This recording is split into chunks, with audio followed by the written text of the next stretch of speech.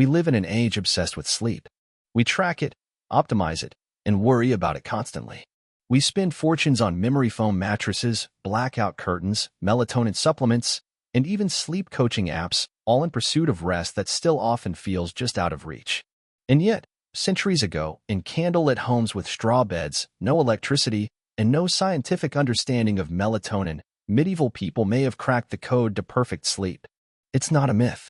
Historians, researchers, and medical scholars now recognize that people in the Middle Ages practiced a sleep pattern that may be more natural to the human body than our modern 8-hour stretch. This rhythm, known today as biphasic sleep, was so deeply woven into their daily lives that they never questioned it. In fact, they considered it perfectly normal and even productive. The day in a medieval village ended with sunset, and that meant bedtime came far earlier than we're used to. Without electric lights to extend the day, people wound down shortly after dark. They began their first sleep, a period of slumber lasting about 4 hours. Then, sometime around midnight, they would naturally wake, not with frustration, but with purpose. This middle-of-the-night wakefulness wasn't considered insomnia. It was called the watching hour, and it was embraced. People rose quietly. They might light a rush lamp, stir the coals in the hearth, or sit wrapped in woolen shawls while the rest of the world remained silent. Some used this time for reflection or prayer. Monasteries, especially, leaned into this sacred rhythm. Monks recorded prayers and meditations during these hours with particular reverence, believing that the stillness of night opened the soul. Others used the waking period practically.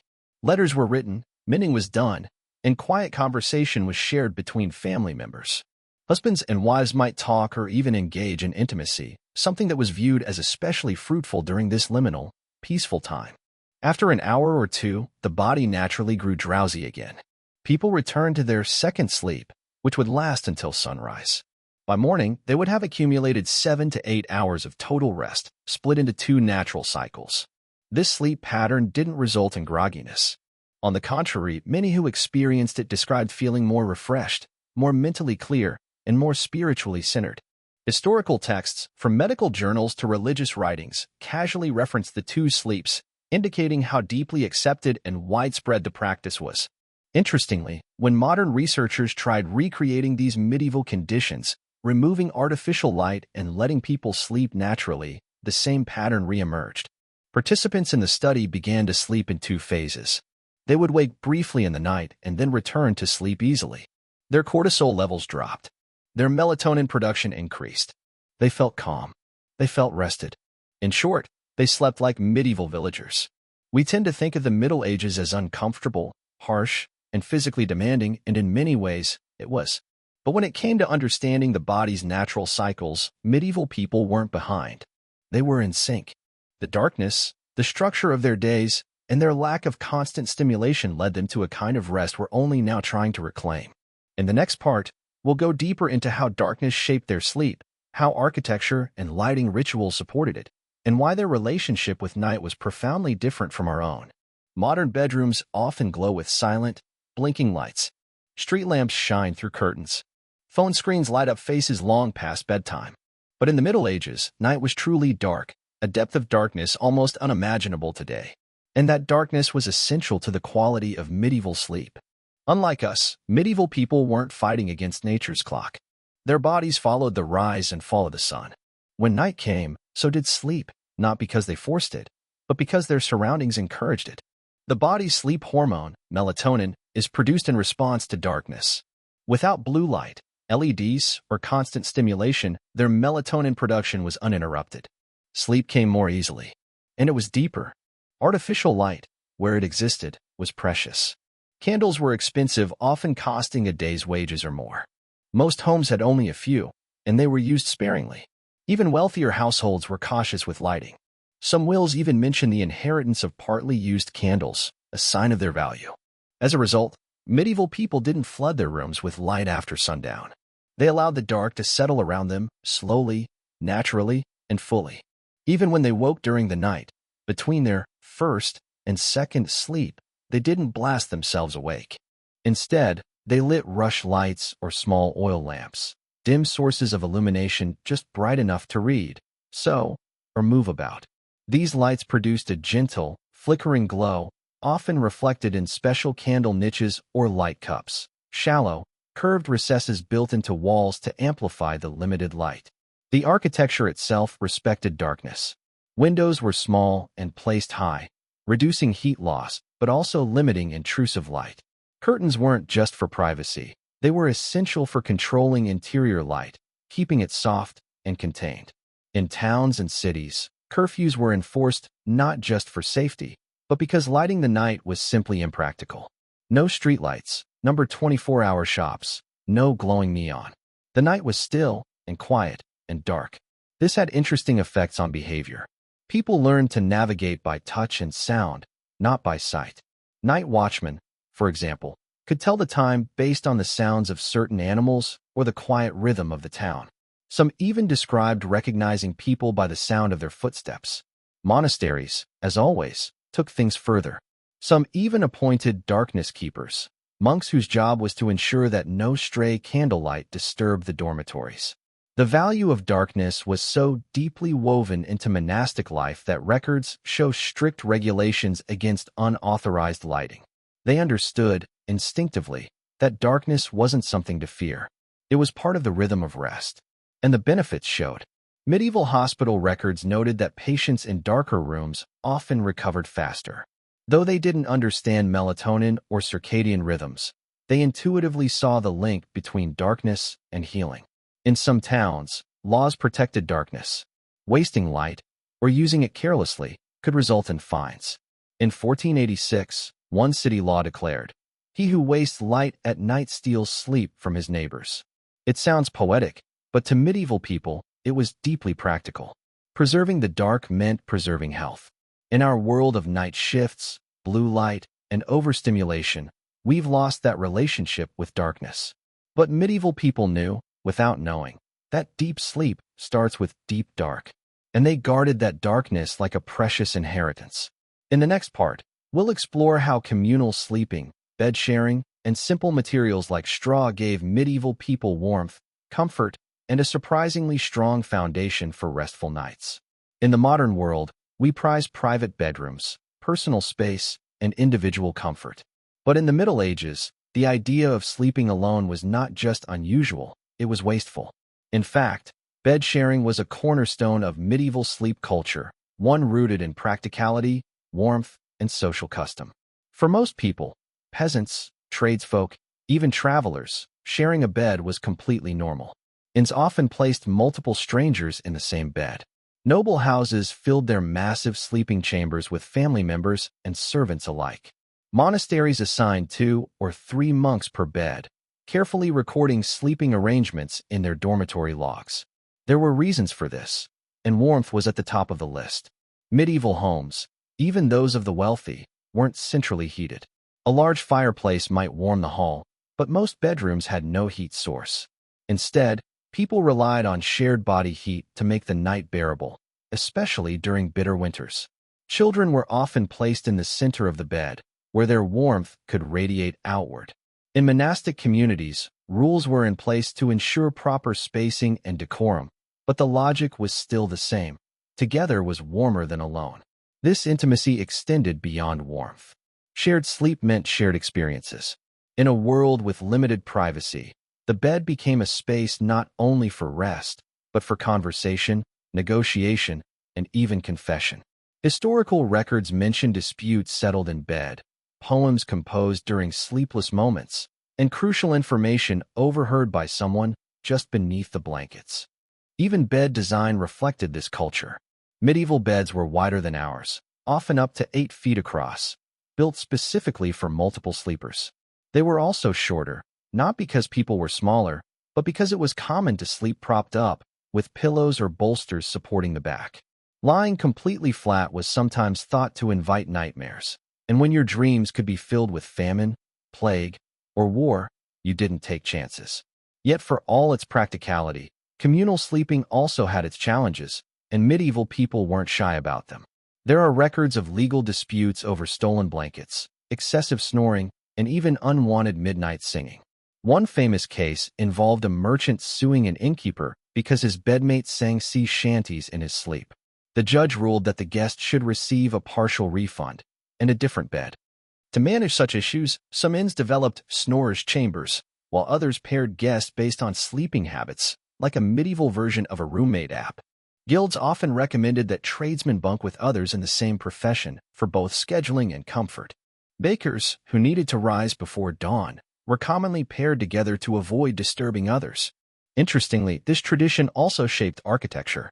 Rather than multiple small bedrooms, medieval homes often featured large communal sleeping spaces. Wealthy houses had expansive chambers with multiple beds, sometimes with canopies and heavy curtains to provide modesty and trap heat.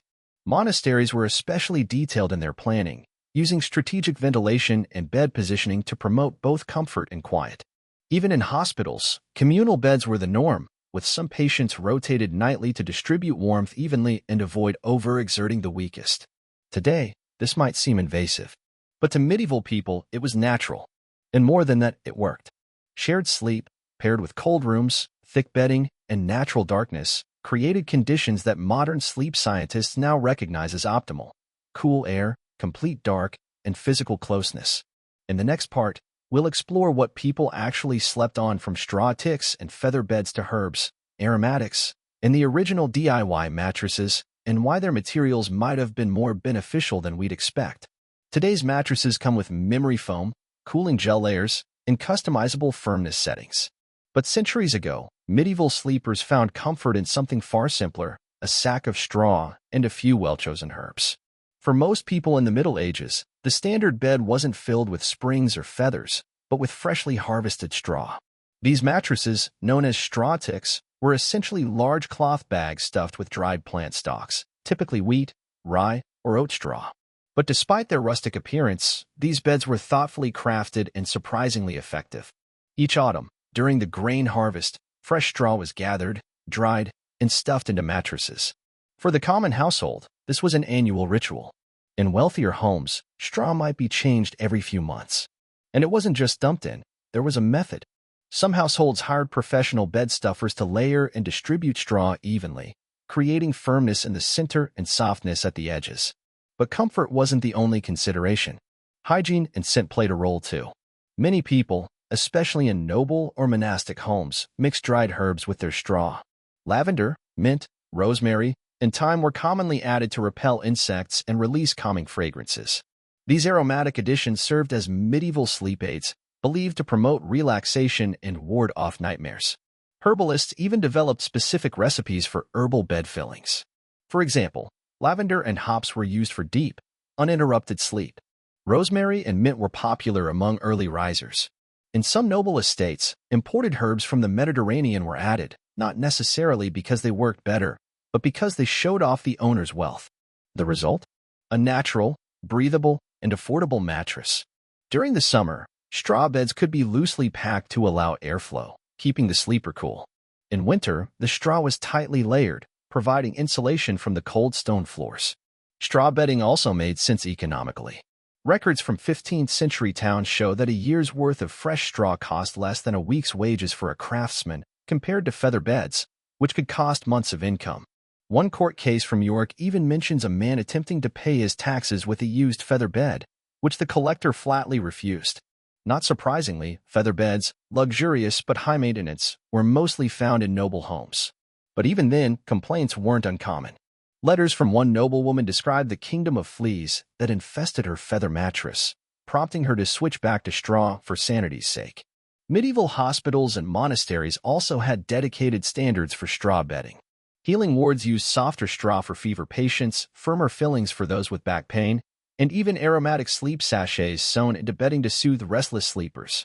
Some monasteries maintained their own sleep gardens, growing herbs specifically for bed use. Interestingly, this attention to bedding gave rise to an entire service industry. There were straw turners, herb packers, and bed testers. One famous craftsman, known as Thomas the Soft Layer, was praised in town records for creating a resting surface both supple and clean. His services cost extra, but he had a waiting list. Beyond the bed itself, people also used pillow sachets, small bags of herbs tucked into pillowcases. These weren't just for scent. They served practical purposes. Hops helped reduce anxiety, mint eased congestion, and chamomile was said to quiet racing thoughts. So while it might seem humble, the medieval bed was a blend of nature, tradition, and surprising ingenuity. It offered support, warmth, scent, and perhaps most important of all, a quiet connection to the rhythms of the earth. In the final part, we'll explore how medieval people woke up, naturally, peacefully, and without alarm clocks, and what their approach to rest can teach us about reclaiming sleep in the modern world. In today's world, many of us are jarred awake by buzzing alarms, glowing screens, or early morning anxiety. But in the Middle Ages, waking was as natural as falling asleep. Medieval people didn't wrestle with snooze buttons or sleep apps. Instead, they followed the rhythms of the earth and their own bodies. Without electricity, people rose with the sun. In summer, that might mean waking around 4 or 5 a.m. In winter, closer to 7 or 8. Sunlight streamed through narrow windows, and bird calls filtered through wooden shutters. This wasn't a shock to the system, it was gradual, gentle, and expected. Many towns and monasteries had bell systems that helped structure the day.